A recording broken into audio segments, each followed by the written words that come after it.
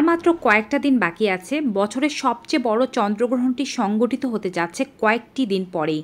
তাই যারা গর্ভধারণ করার চেষ্টা করছেন, গর্ভধারণ করেছেন, তারা অবশ্যই সাবধান থাকুন, কারণ এ সময় আপনাদের কিছু কাজ করতে হবে, কিছু কাজ করা যাবে না। যে কাজগুলো পরিহার করতে হবে তা জানাবো, যে কাজগুলো করতে হবে তা জানাবো। গ্রহণের সূতককাল বৈধ হবে কিনা, ভারত ও বাংলাদেশ থেকে কখন দেখা যাবে গ্রহণ, আপনাদের জন্য বৈধ কিনা, গ্রহণের সঠিক সময়সূচি কি, সব কিছু জানতে সম্পূর্ণ ভিডিওটি দেখুন। এবং এই গ্রহণের পরে আবার কবে গ্রহণ হবে তাও আমরা আজকের ভিডিওর মাধ্যমে আপনাদেরকে জানিয়ে দেব।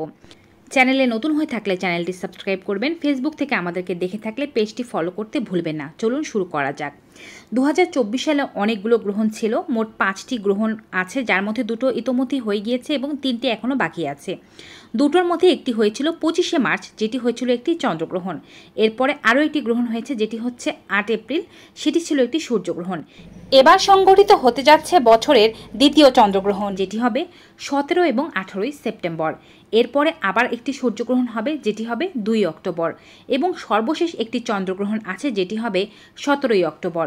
সেটি একটি উপচ্ছায়া চন্দ্রগ্রহণ, এটি পৃথিবীর কোনো জায়গা থেকেই দেখা যাবে না।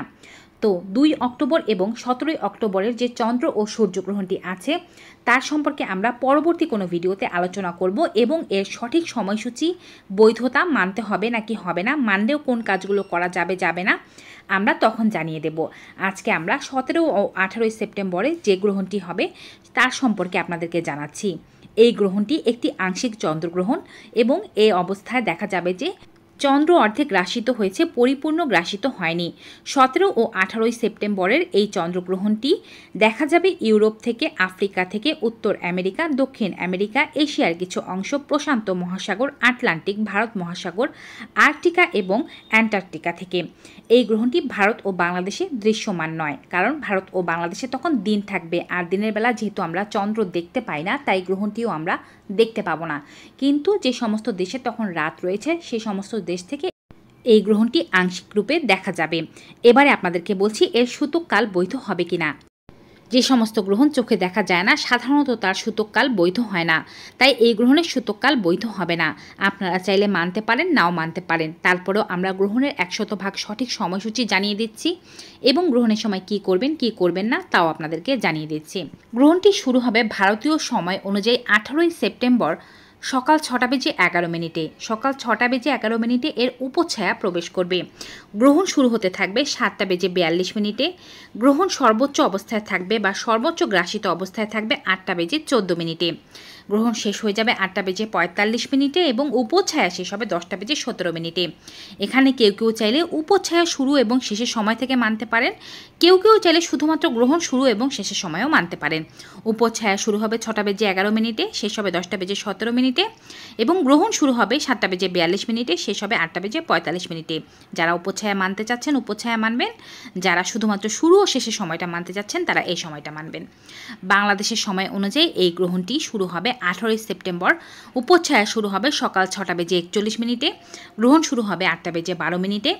গ্রহণ সর্বোচ্চ অবস্থায় থাকবে 8টা বেজে 44 মিনিটে। গ্রহণ ছেড়ে যাবে 9টা বেজে 15 মিনিটে, এবং উপচ্ছায়া ছেড়ে যাবে 10টা বেজে 47 মিনিটে। এক্ষেত্রেও ঠিক তেমনই উপচ্ছায়া মানতে চাইলে উপচ্ছায়া সময়টা মানবেন 6টা 41 থেকে 10টা 47 পর্যন্ত।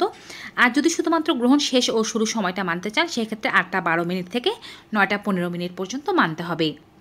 এখন পৃথিবীর অন্যান্য দেশে যারা অবস্থান করছেন তারাও নিশ্চয়ই গ্রহণের সময়সূচি সম্পর্কে জানতে আগ্রহী। সেক্ষেত্রে মাথায় রাখবেন যে প্রত্যেকটি দেশের কিন্তু আলাদা আলাদাভাবে গ্রহণের সময়সূচি বলে দেওয়া সম্ভব হয় না। সেক্ষেত্রে আপনি যদি ভারতীয় নাগরিক হয়ে থাকেন, বর্তমানে পৃথিবীর অন্য কোনো দেশে অবস্থান করে থাকেন, আপনি যে দেশে আছেন সে দেশের সাথে তো ভারতের সময়ের একটি পার্থক্য রয়েছে। কারো কারো ক্ষেত্রে যোগ কিছু ঘন্টায় যোগ হয়, কিছু মিনিটে যোগ হয়, বা বিয়োগও হতে পারে।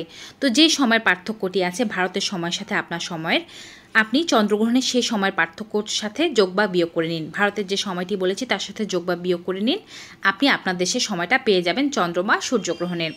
আর বাংলাদেশের যারা এই অবস্থায় আছেন, অর্থাৎ জন্মসূত্রে বাংলাদেশি কিন্তু এখন বর্তমানে অন্য কোনো দেশে অবস্থান করছেন, তারা বাংলাদেশের সময়সূচির সাথে আপনার দেশের সময়ের পার্থক্যকে যোগ বা বিয়োগ করে নিলে আপনি সময়সূচি বের করে ফেলতে পারবেন। এখন আমরা আপনাদেরকে জানাবো গ্রহণের সময় কোন কাজগুলো করবেন এবং কোন কাজগুলো করা যাবে না। মুসলমান ধর্মের ভাই ও বোনেরা চন্দ্রগ্রহণ বা সূর্যগ্রহণের সময় স্পেশাল কোনো কিছু করতে হবে এমন কোনো নিয়মাবলী তাদের মাঝে নেই। তাই তারা এ সময় চাইলে কোনো কিছু নাও করতে পারেন, চাইলে নামাজ পড়তে পারেন, আল্লাহ পাকের ইবাদত করুন, কোরআন তেলাওয়াত করুন, জিকির আজগার করুন, যেভাবে আপনার ভালো লাগে সময়টাকে অতিবাহিত করুন। শুধুমাত্র বাসার বাইরে যাবেন না, কারণ গ্রহণের আলো শরীরে স্পর্শ করা ভালো নয়। এটি বৈজ্ঞানিকভাবে সমর্থিত একটি তথ্য। কিন্তু যারা অন্যান্য ধর্মের ভাই ও বোনেরা আছেন, যারা গ্রহণের সময় কি করতে হবে এবং কি করা যাবে না তা জানতে চান, তারা এখন জানুন। প্রথমে বলছি, যারা গর্ভধারণের চেষ্টা করছেন তারা অবশ্যই চেষ্টা করবেন যেদিন গ্রহণ হচ্ছে অর্থাৎ 17 এবং 18 সেপ্টেম্বর মিলন না করতে। যদি তারা চান যে তারা কনসিভ করতে চাচ্ছেন, তারা বাচ্চা পেটে আনতে চাচ্ছেন, সেক্ষেত্রে তারা 17 এবং 18 সেপ্টেম্বর মিলন করবেন না, কারণ এ সময় মিলনের ফলে যে সন্তান জন্ম হয় সে সন্তান প্রতিবন্ধী হতে পারে বা তার স্বভাব চরিত্রে কোনো সমস্যা থাকতে পারে। এবারে বলছি গর্ভবতী বোনেরা কি করবেন ও কি করবেন না। গ্রহণের সময় অবশ্যই ঘরের ভেতরে থাকবেন, বাইরে যাবেন না, গ্রহণের আলোর দিকে তাকাবেন না এবং চেষ্টা করবেন গ্রহণের সময় যে আলো ঘরের ভেতরে প্রবেশ করছে তা পর্দা দিয়ে বা কোনো কার্ডের বোর্ড দিয়ে ঢেকে দিতে। এছাড়াও গ্রহণের সময় কোনো খাবার খাবেন না, জল পান করবেন না, মলমূত্র ত্যাগ করবেন না। কিন্তু যেহেতু আপনি গর্ভবতী, এত দীর্ঘ সময় পর্যন্ত জল না পান করলে আপনার ক্ষতি হতে পারে বা মূত্র ত্যাগ না করলে আপনার ক্ষতি হতে পারে।